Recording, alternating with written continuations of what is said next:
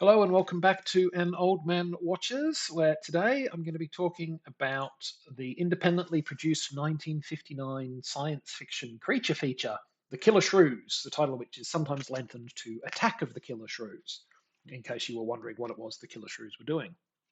And as the film begins, Captain Thorne Sherman, now there's a movie character name if I ever heard one, and his first mate are delivering supplies to a research facility on a remote island. You might expect the researchers to be eager to receive these rare visitors, bringing as they do both needed supplies and news of the outside world. But instead, the scientists are very brusque. In fact, the head of the facility, Marlowe Craigs, insists that the captain unload the ship and depart immediately, taking Craig's daughter Anne with him. Sherman refuses. There is a severe hurricane inbound, and it will be too dangerous to be on the open sea. With no option but to put the captain up for the night, Marlowe brings him inside the research facility and explains the work they are doing there. They're trying to isolate the genes responsible for growth and metabolism. The plan is to find some way to shrink human beings, reducing our resource needs and combating overpopulation.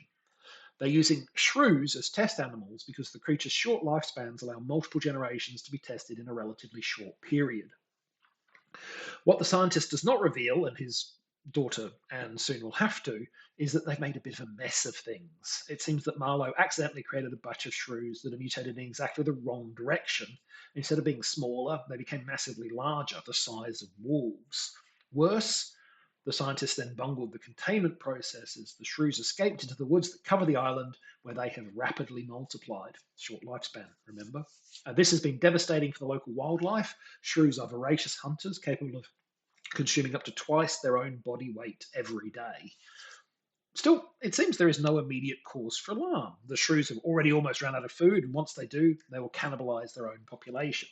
Meanwhile, all the humans have to do is keep the facility properly locked up. There should be no way the animals can get inside. But it wouldn't be much of a movie if that were true, would it? So in the late 1950s, Dallas businessman Gordon McLennan got the bright idea to produce a couple of giant monster movies to play as a double feature across his chain of drive-in locations in the area. Marketed as the first feature films to be shot in and produced in Dallas, the pairing consisted of this movie and a movie called The Giant Gila Monster. Now, unlike many regionally produced films in the era, McLennan's films received natural distribution across the US and even some international markets, which would help them recoup roughly three times their combined budget in theatre rentals. A fact that probably helped McLennan and his cast and crew overcome any disappointment they may have had over the critical reception of the films. That critical reception tended to focus heavily on the movie's obvious technical limitations. And yeah, let's talk about that. So, first of all, shrews, you might be thinking they're not a very obvious choice of monster menace, but they're a surprisingly clever one.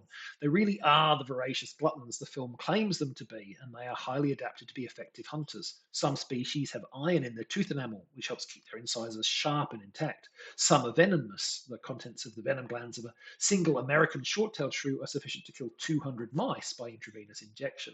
So a pack of slavering, wolf-sized, iron-toothed, venomous monstrosities is a pretty solid basis for some creature feature action.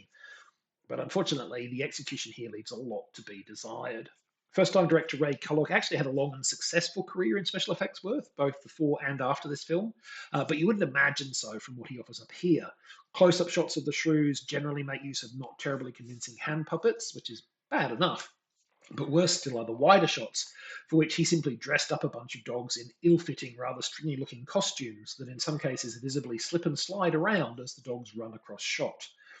The visual shortcomings of the film's monsters and the unintentional amusement they produce are quite infamous and have rather overshadowed the other aspects of the movie, which is a shame because, in other respects, this film is a totally put together little creature feature.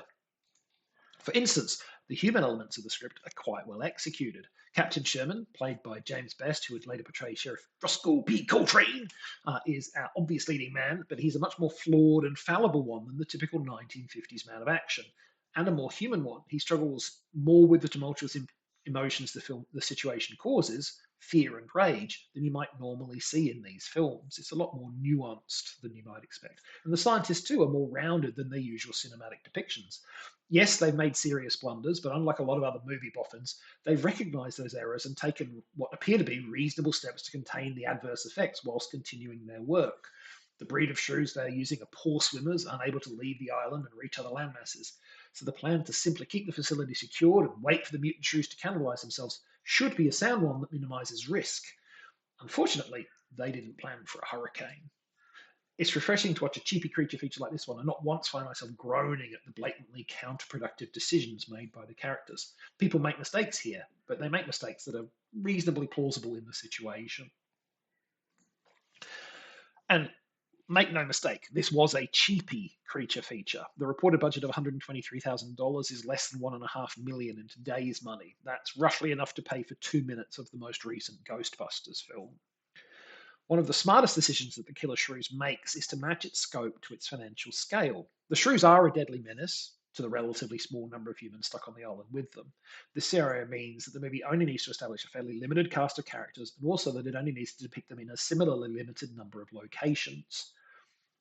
The monsters themselves are also very much human scale threats. They can chase you and savage you, but there's no need to show a monster smashing up a building like you might with a kaiju sized threat. That's the kind of thing that its companion picture, the giant Gila monster, does have to attempt. And suffice to say, that goes poorly. Though, frankly, the giant Gila monster has a lot of other things wrong with it too, as I shall no doubt discuss in a future video. The Killer Shrews keeps its stakes and its scope at a much more personal level, and it's the better movie for it. The stakes feel real, or at least they do when we can't actually see the shrews, and the basic premise aside, things are kept pretty grounded. Even the final escape plan cooked up by Captain Sherman is a relatively low-key one. So this is a better movie than its reputation, and if you have any kind of fondness for monster movies, particularly schlocky low-budget monster movies, it's definitely worth a look. Next time, no, not the giant Gila monster, instead a movie with far more impressive giant lizard in the shape of the wonderfully executed Vermithrax Pejorative. It's Disney's Dragon Slayer from 1981. But that is next time. For now, thanks for watching. I hope you enjoyed it. And if you've seen The Killer Shrews, let me know what you thought of it.